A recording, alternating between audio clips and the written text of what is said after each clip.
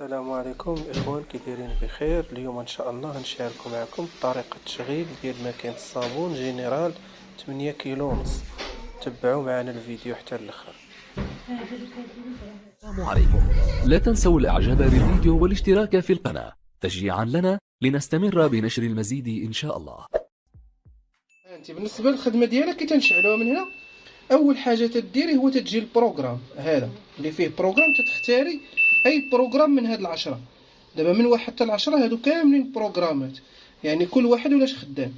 ها انت بحال دابا هاد جوج دايرين لك الحوايج العاديين. هنا دايرين لك هذا 7، هي غسل فقط، يعني غير تصبن. ها هي لافاج سول.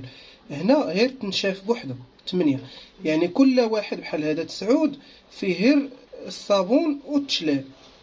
يعني ها انت داير لك هنا لافاج والغانساج، يعني كل واحد على حساب الحوايج وعلى حساب انت شنو بغيتي. يعني من واحد حتى 10 تنوركو على هذا، من واحد حتى 10 تنختاروا البروغرام اللي بغينا. كي تنحددوا البروغرام بحال دابا هذا ستاندار اللي عادي هو جوج، غنجيو هنا نديروها في جوج. ها هي في جوج. كي تنمشيو تنختاروا النيفو ديال الماء، تنحددوا القياس تاع الماء اللي بغينا. القياس تاع الماء من 1 حتى 8، يعني 1 هو القليل و8 هو الماكسيموم، يعني هو الجهد كامل. من تما تنبدا نختار. ها هي تطلع قد ما طلعنا النيفو قد ما القياس تاع الماء تيطلع. بحال دابا 1 هو القليل، الا عاودنا وركنا نبداو نطلعوا النيفو. داكشي تيبقى حتى هو على حساب الحوايج. الا الماكينه عامره بالحوايج كامله طلعيه ل 8، الا فيها النص ديرها في 4، الا فيها شي تبديله حوايج قلال ديرها في 3 ولا في 2. هذا هو النيفو ديال الماء من هنايا. تتجي ديك الساعه نتا تريكلي البروغرام ديالك، تتجي تتشعليها من هذا. كي تتشعليها تتبدا خدامه، فهمنا؟ هاكا تبدا خدامه. هنا عطانا البروغرام جوج فيه 43 دقيقه.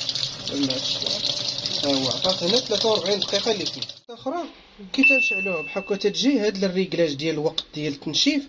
هذا ديال الوقت. تنجيو هنا تنختاروا البروغرام تاع التنشيف. ها هو دير لك السيشاج.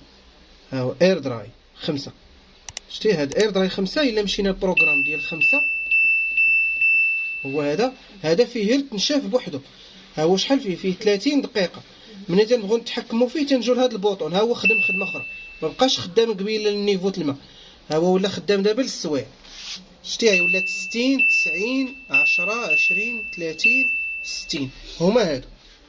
ها هي 30 60 90 10 20.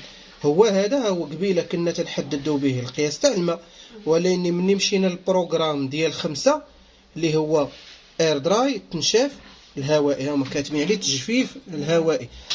الا ورخنا على 5 ودرناها في 5 ما تتعطيناش شي بروغرام اللي طوي. هي في 5 تتعطينا ديك 30 دقيقه، وتنزيدو نرجعوا لهاد البوطون وتتخدم خدمه اخرى. تيبدا يتحدد الوقت ديال هاد اير دراي.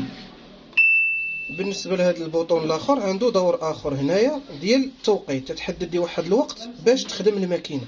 بحال دابا حنايا خدمناها في هاد البروغرام بغيناش تخدم دابا، بغينا بحال نريقلو على واحد الوقت عاد تخدم. تتبقاي موركه على هاد البوطون، تحطيه اسمها ما تحيديش. تطلع هي دابا ساعتين 3 4 5 6، يعني هاد الوقت كله غتبقى واقفه الماكينه حتى تخدم فيه. يعني من بعد 8 السوايع عاد هادي تخدم. نتمنى هذا الشرح يكون واضح ومفهوم. بالنسبة للناس اللي عندهم شي تساؤل أو شي استفسار يخليو لينا كومونتير. السلام عليكم ورحمة الله.